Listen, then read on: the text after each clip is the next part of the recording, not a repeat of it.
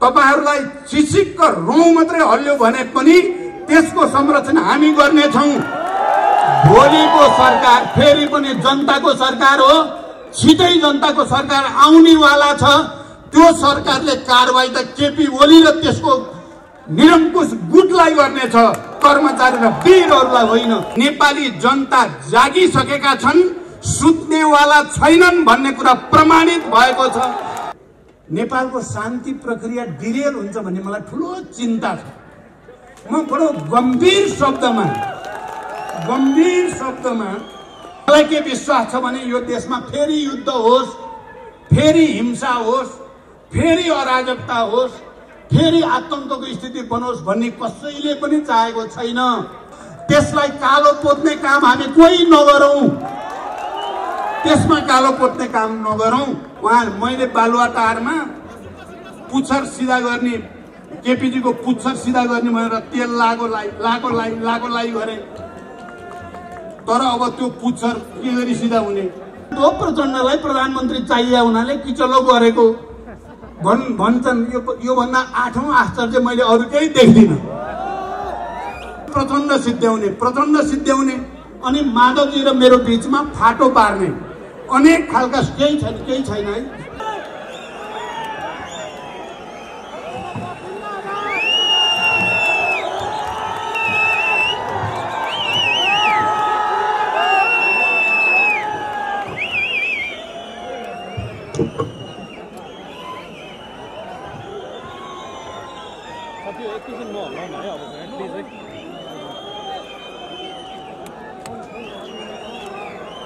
धन्यवाद।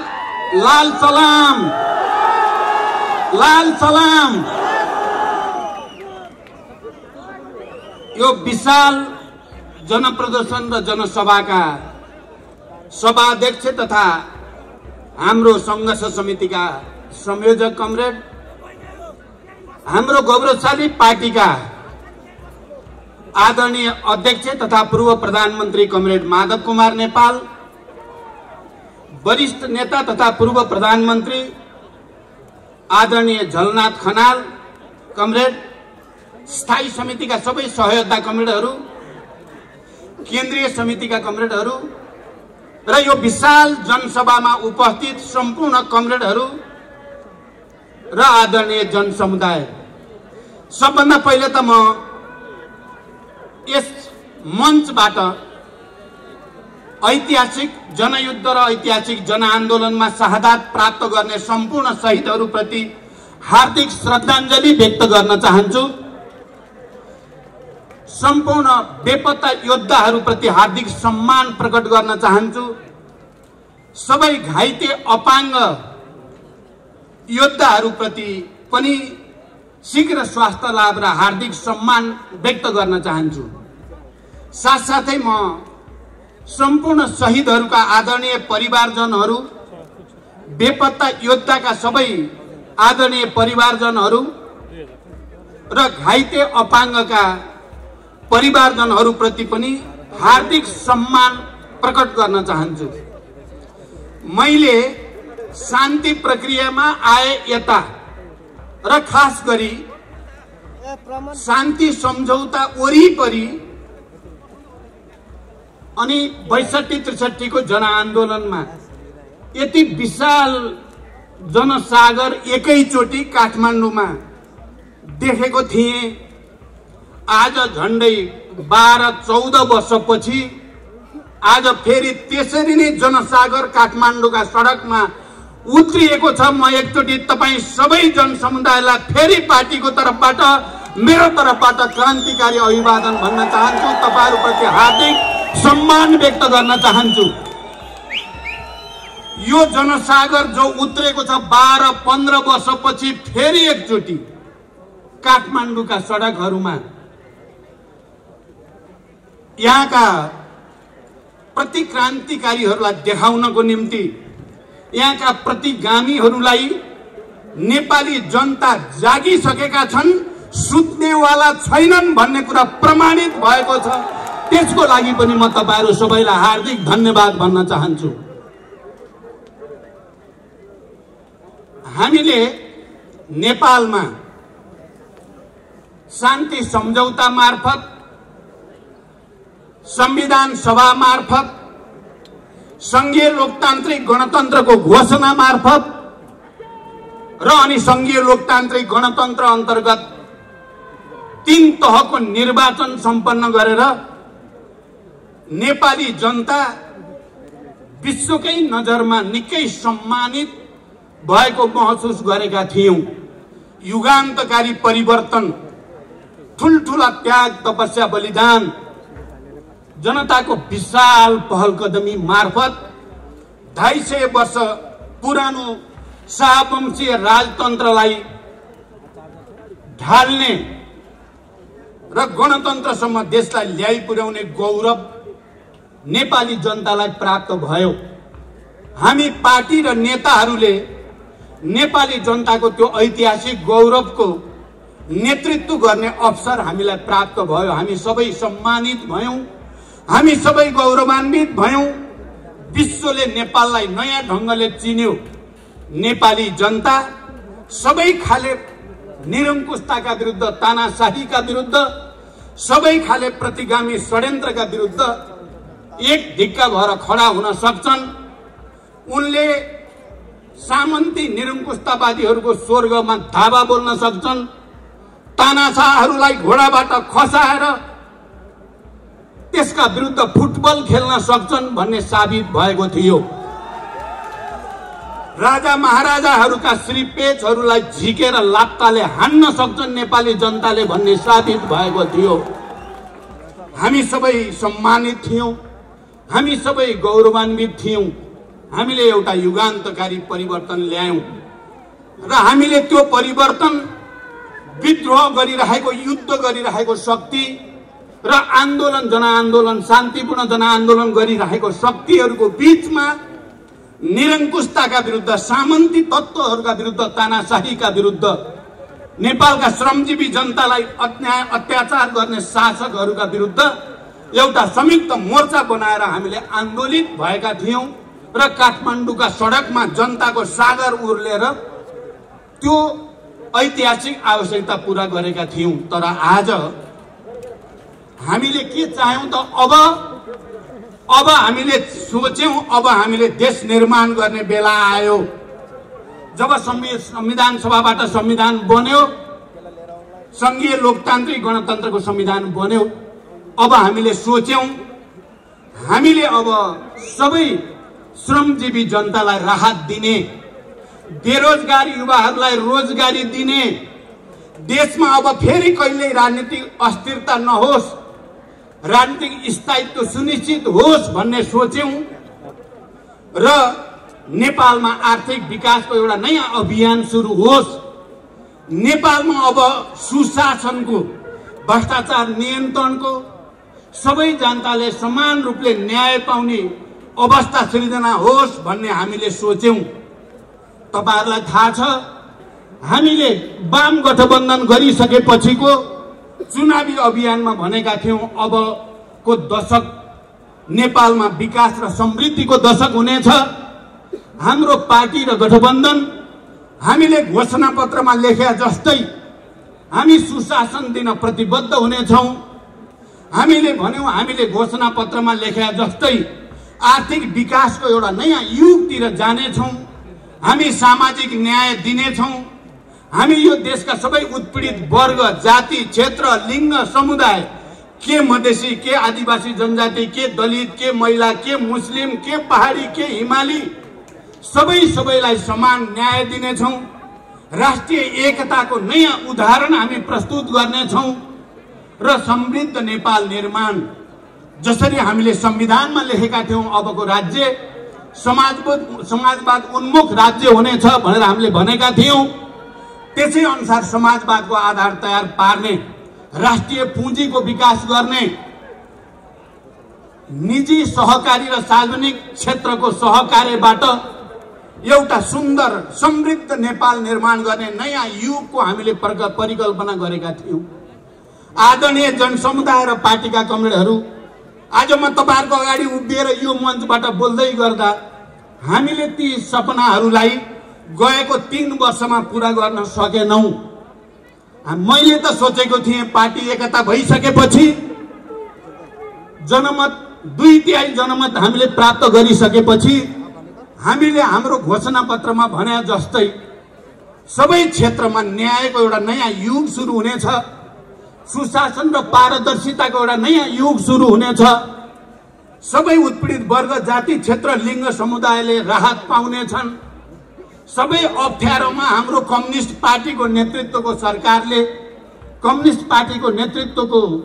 सरकारले राज्यको तर्फबाट सबैलाई राहत दिनेछ भन्ने हामीले सोचेका थियौं। तर म अहिले लामो व्याख्या गर्ने समय छैन, हामीले त्यसो गर्न सकेनौं। हामीले केपी ओलीलाई प्रधानमन्त्री बनाएपछि र कम्युनिस्ट पार्टीले झन्डै 2/3 बहुमत ल्याएपछि हामीले घोषणा पत्रमा भने जस्तै गर्न नखोजेको चाहिँ होइन। हामीले पार्टी एकता गर्दा भएका सहमति र समझदारी लागू गर्न नखोजेको होइन। सुरुदेखि नै हामीलाई आभास भएको थियो केपीजीले सहमति गर्ने, कार्यान्वयन एउटा पनि नगर्ने, सहमति जे पनि गरिदिने प्रधानमन्त्री पाउनको लागि, तर सत्ता प्राप्त गरेपछि एउटा पनि सहमति कार्यान्वयन नगर्ने लक्षण देखिएकै थियो। हामीले त्यसका विरुद्ध बहस संघर्ष गरेका पनि थियौं। तर म आज यो ऐतिहासिक मञ्चमा खडा भएर के भन्न चाहन्छु भने हामीले यो 3 वर्षमा केपीलाई तह लाउन सकेनौं। सायद हाम्रा पनि केही कमजोरी रहे। मैले त प्रस्तावमा लेखेको पनि छु, केपीलाई कुनै तरिकाले सम्झाई बुझाई फकाई गरेर अलि उदारतापूर्वक कतिपय उहाँका कुरा मानिदिएपछि पो ठिक हुने हो कि पार्टी पनि बच्ने, देश पनि अगाडि जाने हो कि भन्ने ठानेर हामीले जे गर्यौं, परिणाम के देखियो भने त्यो तरिकाद्वारा केपी ओली प्रवृत्तिलाई ठिक गर्न सकिने रहेनछ।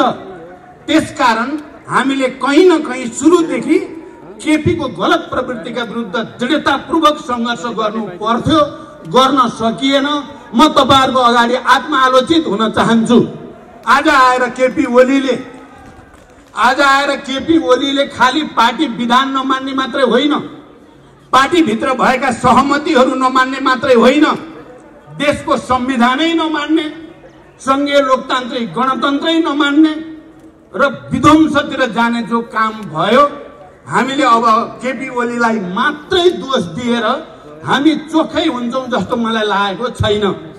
म तपाई जनसमुदायलाई साक्षी राखेर के प्रतिज्ञा गर्न चाहन्छु भने अब हामी त्यस्तो केपी प्रवृत्ति जस्तो प्रवृत्ति प्रति उदार भएर भित्र संघर्ष गर्ने अनि उनको लागि काम गर्न, उनको प्रवृत्तिलाई अगाडि बढ्न दिने त्यस्तो खालको भूल अब हामी गर्ने छैनौं।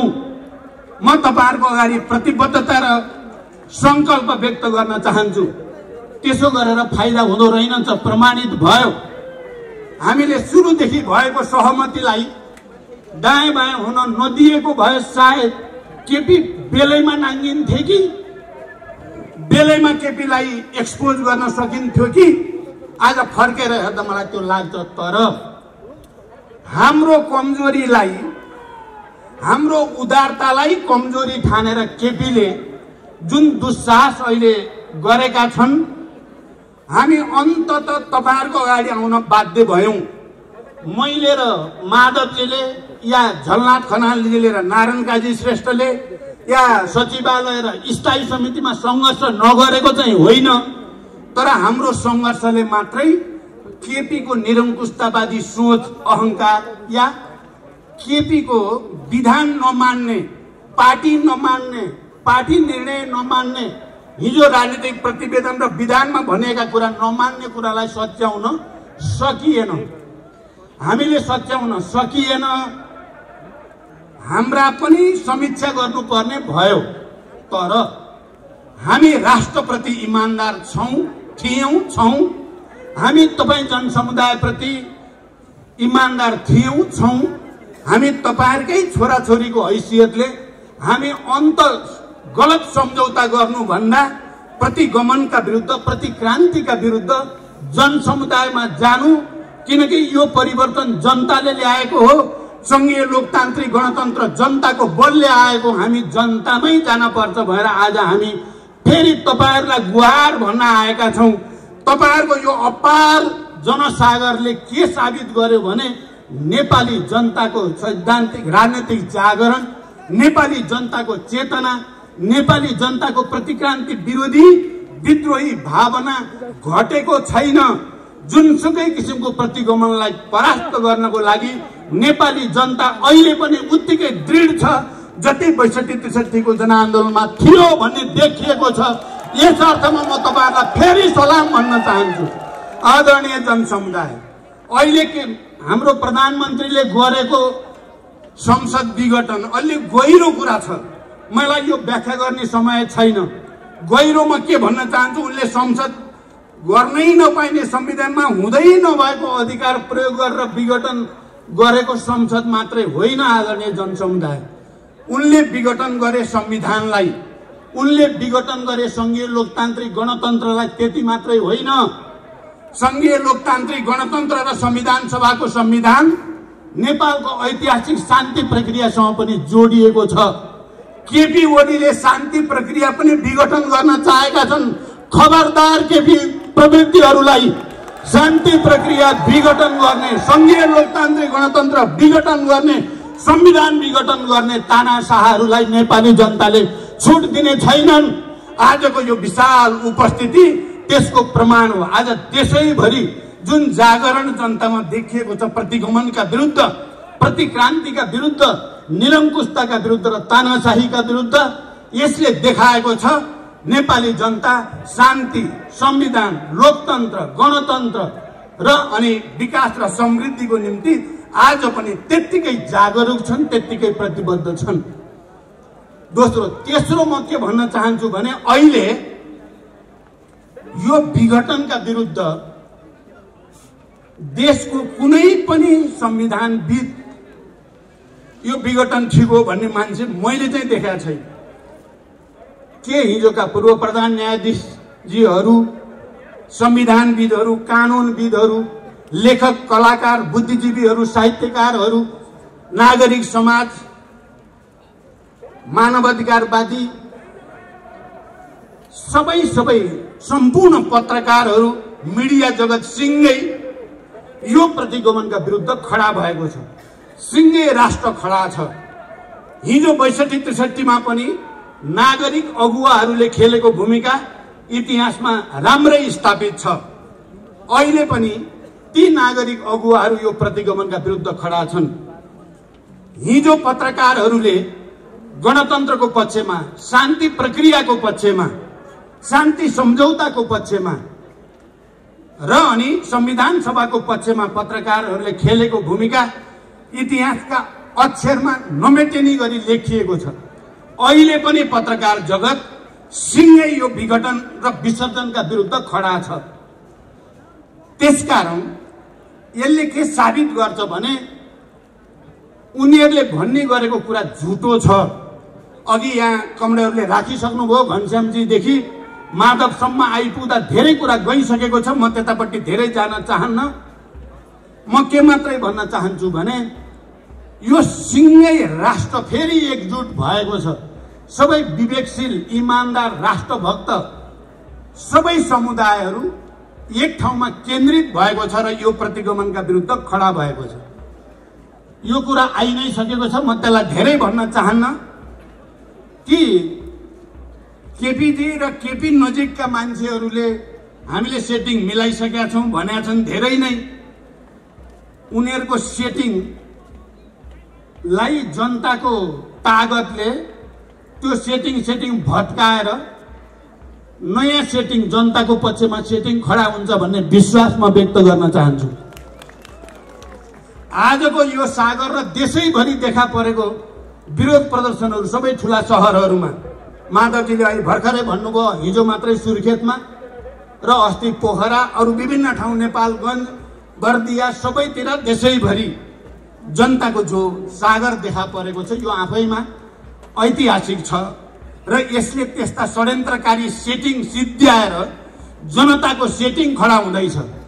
जनताको सेटिङलाई कसैले नि भत्काउन सक्दैन। तर म के भन्न चाहन्छु भने हामीले भनेका छौं, हामी निर्वाचन आयोगमा नि पटक पटक गएका छौं, भनेका छौं हाम्रो भरोसा छ हामीले अदालतप्रति भरोसा गरेका छौँ। यो संघीय लोकतान्त्रिक गणतन्त्र पछिको संविधान सभाबाट बनेको संविधान पछिको अदालत हो, निर्वाचन आयोग हो, संवैधानिक आयोग हो। केपीको सनकको भरमा उनको निरङ्कुशतालाई कसैले पनि साथ दिन्छ भनेर हामीले भरोसा गर्दैनौँ। तर आज काठमाडौँका सडकमा उर्लिएको जनसागर हाम्रो अदालतले पनि राम्रै देखेको छ, देख्छ। हाम्रो निर्वाचन आयोगले राम्रै देखेको छ, देख्छ। किनभने कुनै पनि ऐतिहासिक फैसलामा जनताको मानसिकता के छ, मनोविज्ञान के छ, जनताको भावना के छ भन्ने कुरा पनि एउटा महत्त्वपूर्ण फ्याक्टर हुने गरेको छ। त्यसकारण यो फ्याक्टरले जनताको जित सुनिश्चित गरेको छ भनेर म भन्न चाहन्छु। अझै पनि अदालतका पूर्व प्रधान न्यायाधीशहरू, वकिलहरूले यो प्रतिगमन नै हो, संविधानमा हुँदै नभएको कुरा गरियो भन्दा तिनीहरूलाई गाली गर्ने, प्रधान न्यायाधीशहरूले वक्तव्य दिँदा तिनलाई गाली गर्ने, पत्रकारहरूले सत्यको पक्षमा लेख्दा तिनलाई गाली गर्ने, तिनलाई दबाब धम्की दिने। अहिले यो प्रदर्शनको सन्दर्भमा कर्मचारीहरू, पेशाकर्मीहरू सहभागी हुनेहरूलाई रिकर्ड राख्ने अरे केपी ओलीका साइबर स्यालहरूले, घनश्यामजीको शब्द, साइबर स्यालले रिकर्ड राख्ने रे अनि कारबाही गर्ने भनेर धम्की दिएको मैले सुने। कर्मचारीहरू यहाँ खबरदार, कोही गयो भने को गयो जुलुसमा त्यसको रिकर्ड राख्ने अरे। अरू विभिन्न क्षेत्रमा काम गर्ने कर्मचारीहरू, पेशाकर्मीहरू, विभिन्न व्यवसायीहरूको नि रिकर्ड राख्ने अरे। म यो मञ्चबाट केपी र केपीजीको निरङ्कुश गुटलाई चुनौती दिन चाहन्छु। गरेर देखाऊ, एउटालाई छोएर देखाऊ, एउटालाई छोएर देखाऊ। र म सबै कर्मचारी साथीहरू, तपाईहरुले हिजो गणतन्त्रको आन्दोलनमा जसरी सडकमा निक्लेर पार्टीहरू, नागरिक समाजलाई साथ दिनुभयो र तपाईं गौरवान्वित हुनुभयो। नडराउनुहोस्, तपाईहरुलाई चिचिक्क रौँ मात्रै हल्यो भने पनि त्यसको संरक्षण हामी गर्नेछौँ। भोलिको सरकार फेरि पनि जनताको सरकार हो, छिटै जनताको सरकार आउनेवाला छ। त्यो सरकारले कारबाही त केपी ओली र त्यसको निरङ्कुश गुटलाई गर्नेछ, कर्मचारी र वीरहरूलाई होइन, जो लोकतन्त्र र गणतन्त्रको पक्षमा, सामाजिक न्याय र समृद्धिको पक्षमा लडाईँ लड्नेलाई कारबाही। अनि संविधान ध्वस्त पार्ने, गणतन्त्र ध्वस्त पार्ने उनको पछि लाग्ने देख्नु भएको छ नि अनुहार तपाईहरुले। उनको पछि लाग्ने भने हिजो ज्ञानेका जो मान्छे छन् ती मान्छे दौडिया छन्। अहिले तपाईहरुले यो नि थाहा पाउनु भएको छ नि, केही हिजो पूर्व माओवादी भनेका फुट्ने, आउने जाने गरेका केही चाहिँ अहिले खरानी बसेर चिन्नै नसक्ने भएको छन्। केपी के ओरिजिनल केपी का चाहिँ साइबर स्याल भन्दा यी भगौडाहरू चाहिँ त यति धेरै खरानी बसेको देखेर मलाई त लाजै लागेको छ। त्यसकारण यो चल्नेवाला छैन। कर्मचारी साथीहरू, तपाईं ढुक्क भएर अगाडि बढ्नुहोस्। हामी हिसाब राख्छौँ। केपीले राखेको हिसाब मिल्नेवाला छैन। केपीले राखेको हिसाबको केही अर्थ हुनेवाला छैन। जो निरङ्कुशताका विरुद्ध गणतन्त्रका पछि लडाईँ लड्छ महान त्यही हुन्छ। अहिले संविधानको पक्षमा, संघीय लोकतान्त्रिक गणतन्त्रको पक्षमा जो लड्छ महान त्यही हुन्छ। हामीले खोजेको के छ त? अब म यही कुरा थोरै राखेर टुङ्ग्याउन चाहन्छु।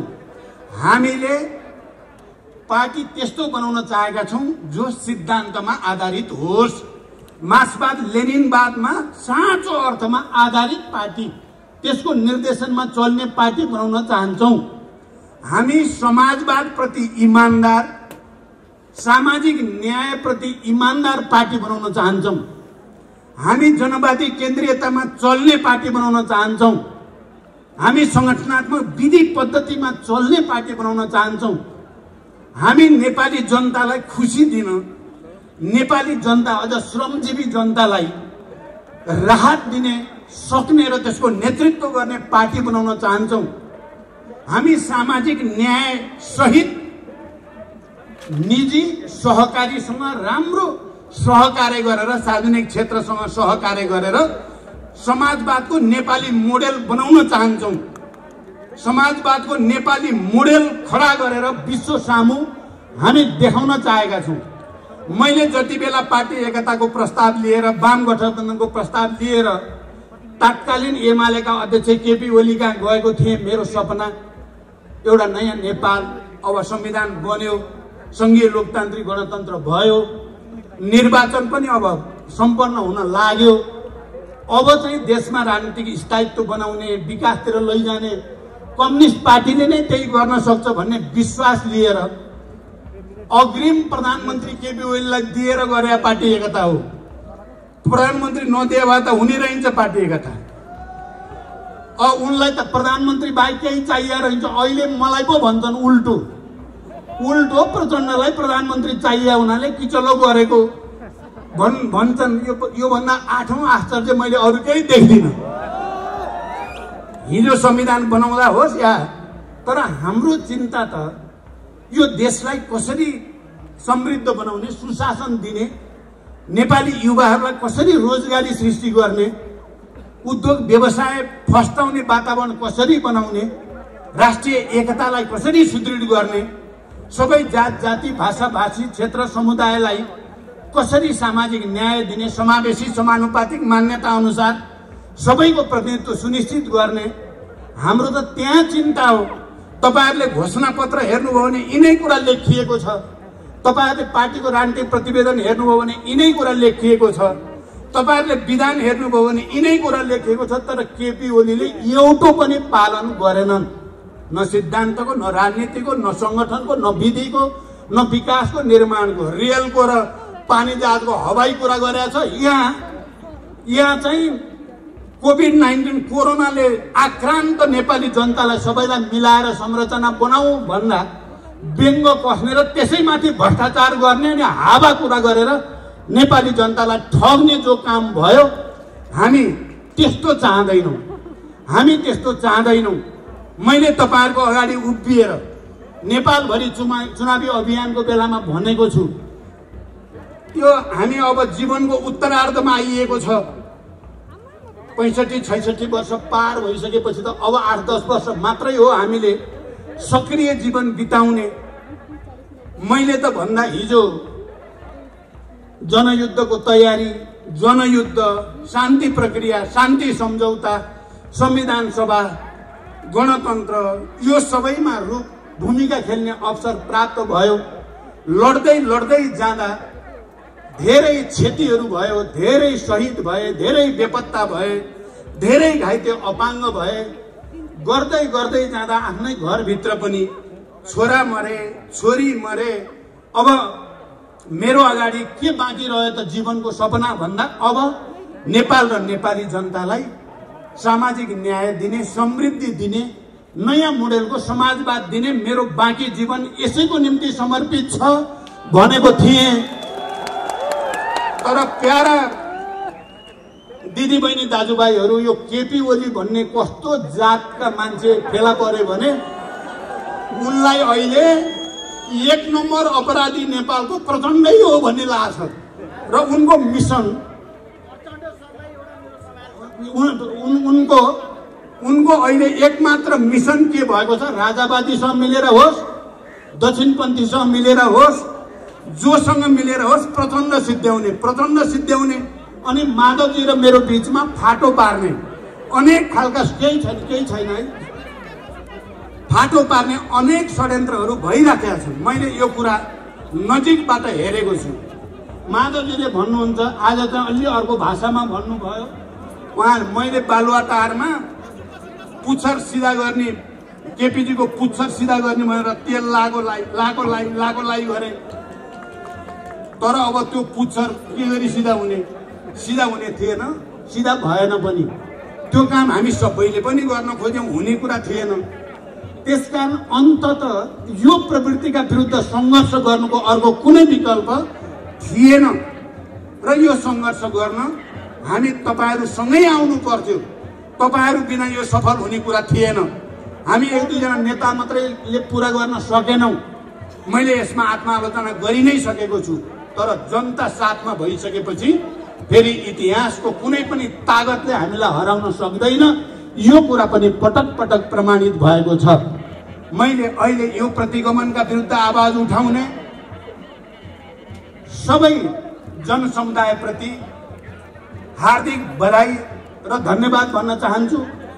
र यो प्रक्रियामा यो प्रतिगमनै हो, यो असंवैधानिक नै हो, यो अलोकतान्त्रिक नै हो, यो स्वेच्छाचारी नै हो, यो निरङ्कुश नै हो भनेर आवाज उठाउने सबै संविधानविद, पूर्व प्रधान न्यायाधीशहरू सबैप्रति पनि म यो मञ्चबाट आभार प्रकट गर्न चाहन्छु। यो प्रतिगमन नै हो, यो देशलाई भड्कारमा हाल्न खोजेकै हो, एउटा अराजकताको भुमरीमा लान खोजेकै हो भनेर निरन्तर लेख्ने, बोल्ने, छाप्ने सबै पत्रकार साथीहरूप्रति पनि म हार्दिक धन्यवाद ज्ञापन गर्न चाहन्छु। र यो विशाल जनप्रदर्शनहरूलाई अनुशासित र व्यवस्थित बनाउन सहयोग गर्ने सबै सुरक्षाकर्मी सबैलाई पनि म धन्यवाद भन्न चाहन्छु। किनकि उहाँहरूले अहोरात्र खटेर यसलाई शान्तिपूर्ण, व्यवस्थित र अनुशासित बनाउन मद्दत गर्नुभएको छ। म उहाँहरू सबैलाई पनि धन्यवाद भन्न चाहन्छु। ती सबै कर्मचारी र कर्मचारी तन्त्रमा काम गर्ने सबै मित्रहरूलाई पनि म धन्यवाद भन्न चाहन्छु, जसले केपी ओलीको दबाव, धम्की, मानवाधिकारवादी सबैलाई पनि म यो मञ्चबाट धन्यवाद दिन चाहन्छु। अहिले माधवजीले भने जस्तै म समेत बसेर हामीले लिडरहरूले सुनेका छौँ, पत्रकार र केही सम्पादकहरूले हामीलाई तपाईहरुले खाली केपीलाई गाली गरेर मात्रै हुँदैन भन्ने कुरा हामीले राम्रोसँग महसुस गरेका छौँ। हामीले हाम्रै कमजोरीको पनि समीक्षा गर्नुपर्छ। हामीले आफूलाई सच्याउने कुरालाई पनि महत्त्वको साथ लिनुपर्छ भन्ने कुरा, त्यो प्रतिबद्धता म फेरि दोहोर्याउन चाहन्छु। मलाई के विश्वास छ भने यो देशमा फेरि युद्ध होस्, फेरि हिंसा होस्, फेरि अराजकता होस्, फेरि आतंकको स्थिति बनोस् भन्ने कसैले पनि चाहेको छैन।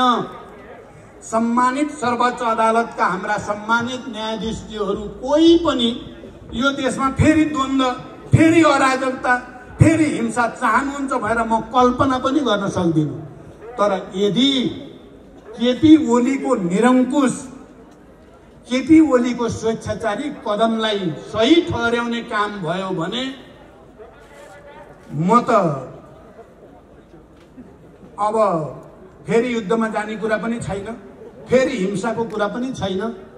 शान्तिपूर्ण बहुदलीय प्रतिस्पर्धामा कमिटमेन्टको साथ तीनवटा चुनाव हामी लडिसक्यौं।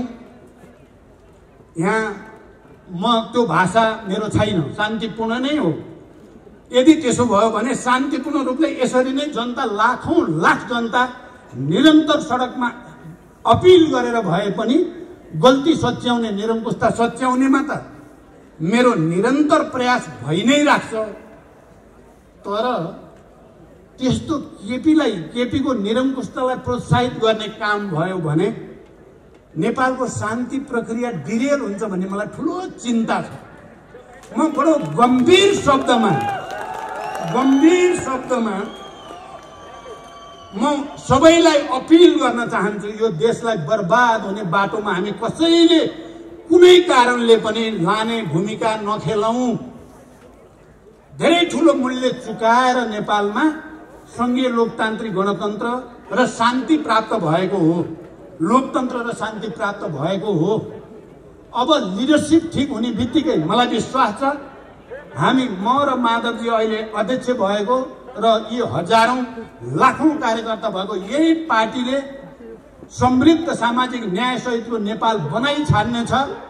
म त्यो विश्वास पनि व्यक्त गर्न चाहन्छु र कसैले पनि अराजकताको साक्षी बन्ने छैनन् भनेर विश्वास व्यक्त गर्न चाहन्छु।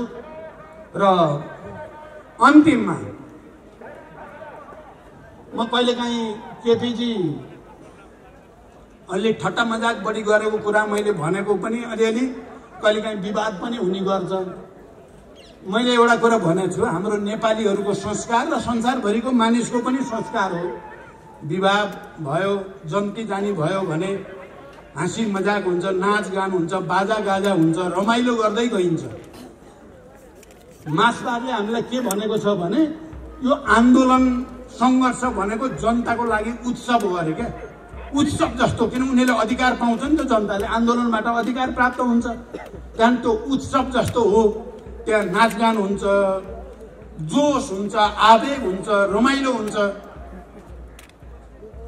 तर हाम्रो केपीजी आन्दोलन भएपछि उहाँ रुन थाल्नुहुन्छ। कुरा भन्नु, केपीजीको चाहिँ अस्ति 62-63 गणतन्त्रको आन्दोलनमा माधवजीले मलाई धेरैचोटि भन्नुभएको छ, झलनाथजीले, सबैले गणतन्त्रको आन्दोलन हुनु हुँदैन भने नोट अफ डिसेन्ट लेख्न लगाउने मान्छे हुनुहुँदो रहेछ केपी ओली, गणतन्त्र हुनुहुन्न भनेर। आन्दोलन भयो भने चाहिँ त्यसको विरुद्ध खडा हुनुहुँदो रहेछ।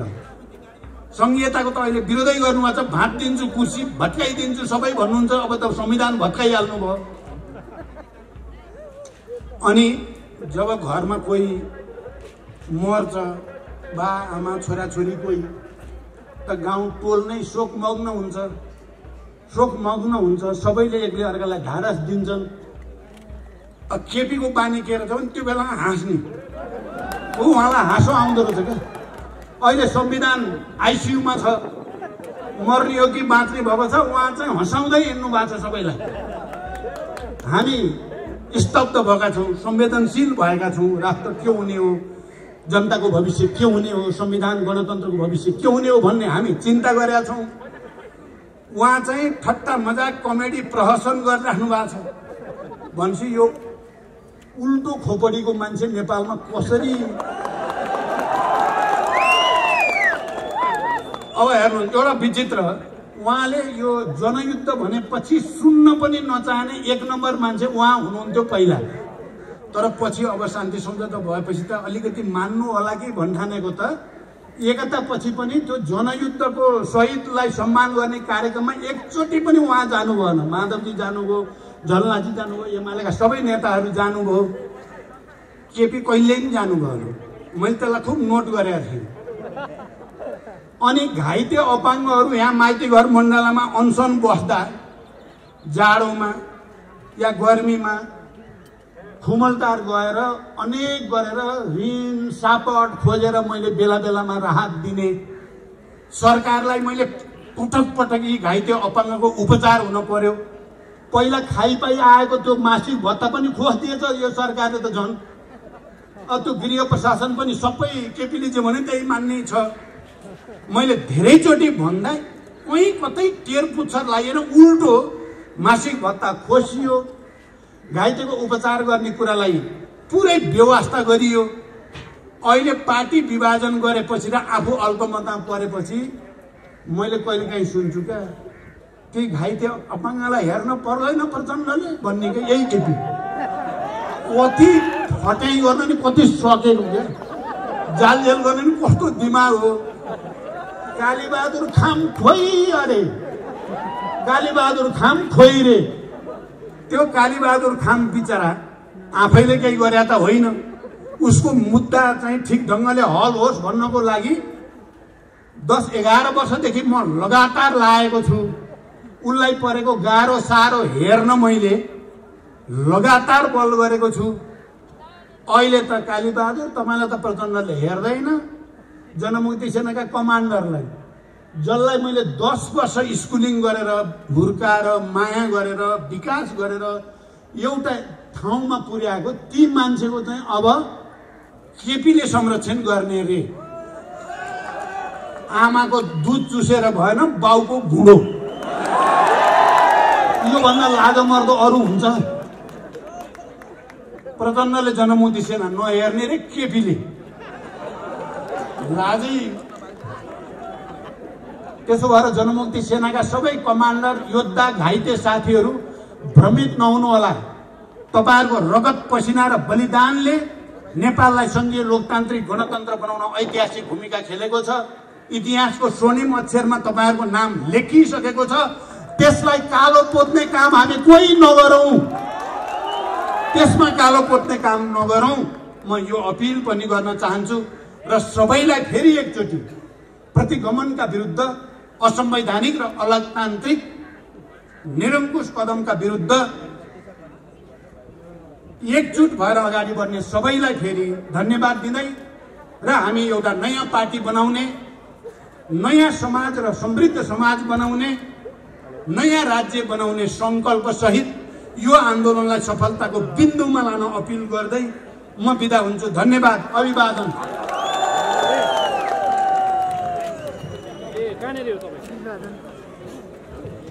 धन्यवाद श्रद्धेय अध्यक्ष कमरेड सार्गवीर भनाइकोलाई।